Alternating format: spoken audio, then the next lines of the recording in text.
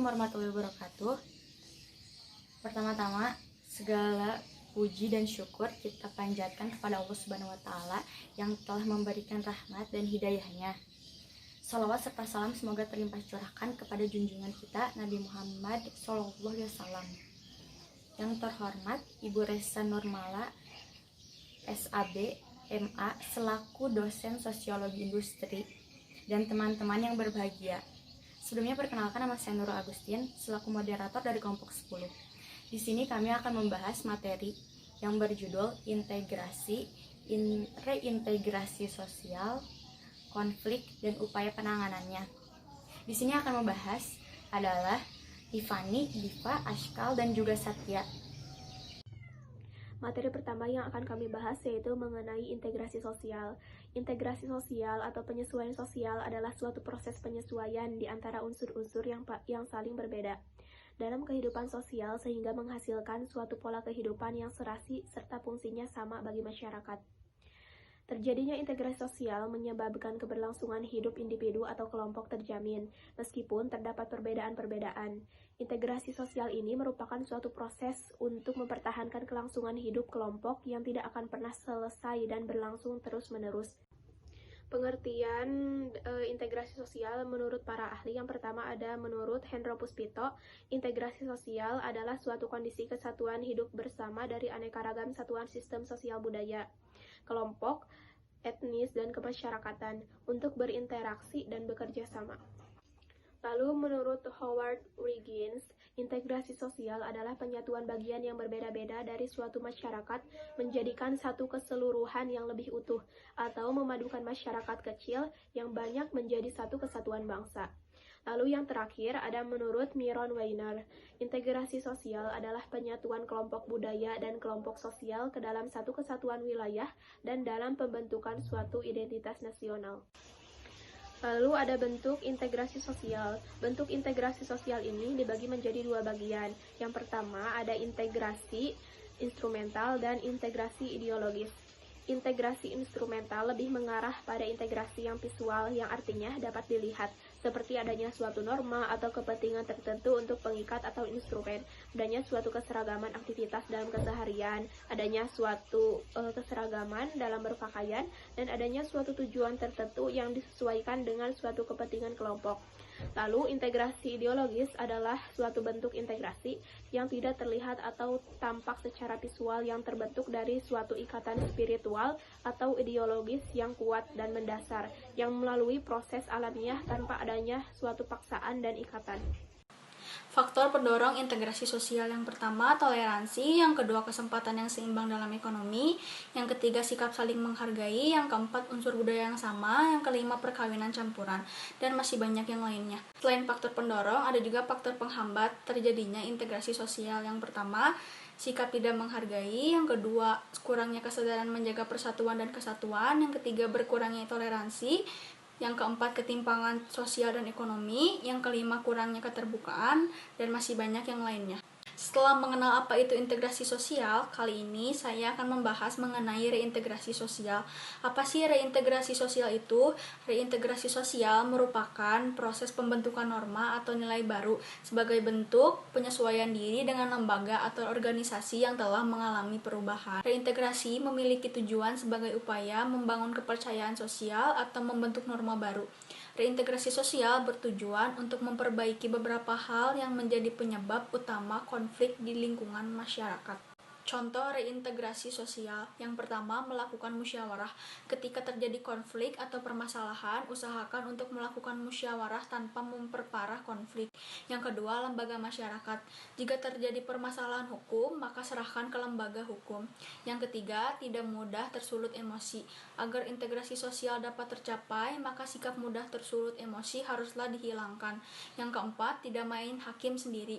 Selain sikap emosi, suka main hakim sendiri juga tidak baik dilakukan.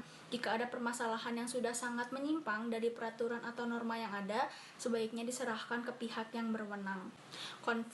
Konflik merupakan suatu peristiwa atau fenomena sosial di mana terjadi pertentangan atau pertikaian antara individu dengan individu dengan kelompok, kelompok dengan kelompok, maupun kelompok dengan pemerintah. Konflik dilatar belakangi oleh perbedaan ciri-ciri yang dibawa individu dalam suatu interaksi. Perbedaan-perbedaan tersebut diantaranya adalah menyangkut ciri fisik, pengetahuan, adat istiadat, keyakinan, gagasan, dan lain sebagainya. Adapun konflik, menurut Daniel Webster, konflik sebagai persaingan atau pertentangan antara pihak-pihak yang tidak cocok satu sama lain dan keadaan atau perilaku yang bertentangan. Di sini saya akan menjelaskan tentang konflik, yaitu konflik ada beberapa macam. Di antaranya yaitu konflik interpersonal, konflik intrapersonal, konflik antar kelompok, konflik antar kelas, konflik ras, dan juga ada konflik keluarga. Penyebab konflik sangat banyak, di antaranya karena adanya perbedaan individu, perbedaan budaya, benturan kepentingan, dan perubahan sosial.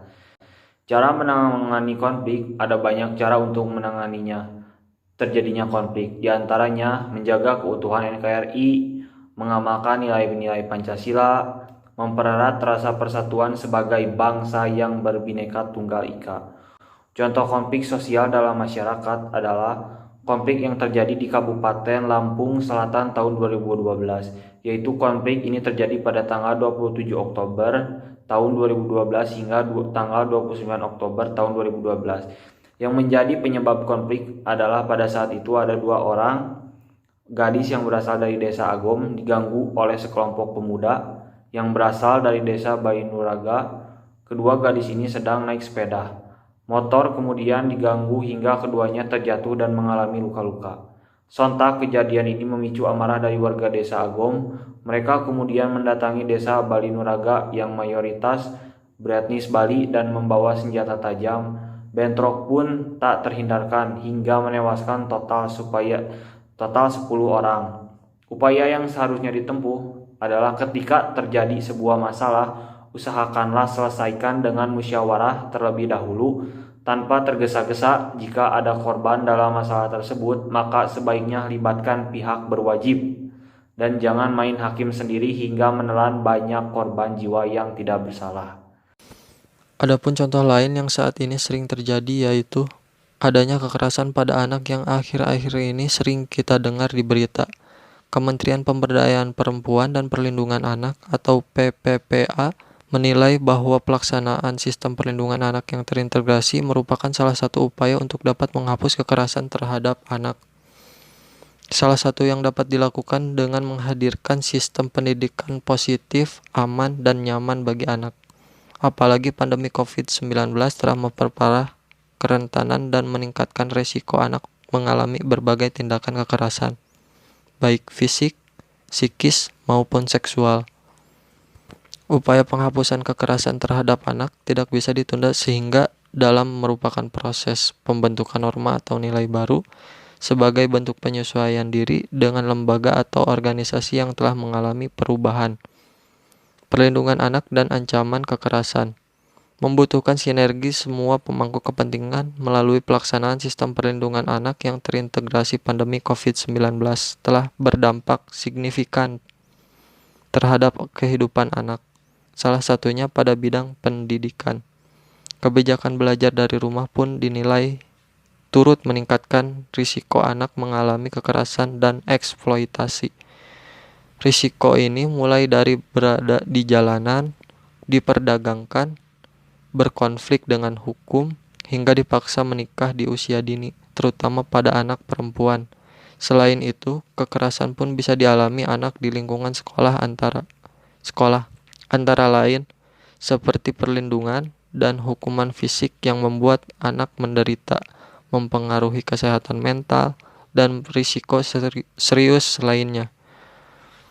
Anak adalah agen perubahan yang berperan penting memutus siklus kekerasan. Namun hal tersebut hanya bisa terwujud jika semua pemangku kepentingan bekerja sama sejak dari lingkungan rumah. Dengan demikian harus dipastikan bahwa orang tua dan wali memiliki pengetahuan tentang pengasuhan yang baik. Para guru yang harus menerapkan disiplin positif atau bukan hukuman fisik, dan masyarakat yang harus berani menentang serta menghentikan praktik salah terhadap anak. hal terpenting adalah anak-anak perlu mendapatkan kesempatan untuk mengembangkan kemampuan dirinya, berani mengatakan tidak dalam kondisi yang membahayakan dirinya, didengarkan suaranya, dan berpartisipasi dalam pengambilan keputusan terkait hal-hal yang berdampak pada kehidupannya. Sayangnya, hingga saat ini, kekerasan terhadap anak masih banyak terjadi di Indonesia. Lebih parahnya, para pelaku merupakan keluarga atau orang terdekat, termasuk orang tua dan guru. Kesimpulan, integrasi pengendalian terhadap konflik dan penyimpangan dalam sistem sosial dan menyatukan unsur-unsur dalam masyarakat yang beraneka ragam. Disebut integrasi sosial apabila yang dikendalikan, disatukan atau dikaitkan adalah unsur-unsur sosial kemasyarakatan. Reintegrasi merupakan proses pembentukan norma atau nilai baru sebagai bentuk penyesuaian diri dengan lembaga atau organisasi yang telah mengalami perubahan. Ada banyak sekali konflik yang sering terjadi dalam kehidupan bermasyarakat dan juga ada banyak cara penanganannya. Terima kasih telah menonton dan menyimak video presentasi dari kelompok 10. Saya selaku moderator mengucapkan terima kasih dengan harapan apa yang telah kami sampaikan semoga bermanfaat bagi kita semua. Dan apabila tadi ada penyampaian, ada yang kurang atau salah kata, saya selaku moderator meminta maaf. Akhir kata, wassalamualaikum warahmatullahi wabarakatuh.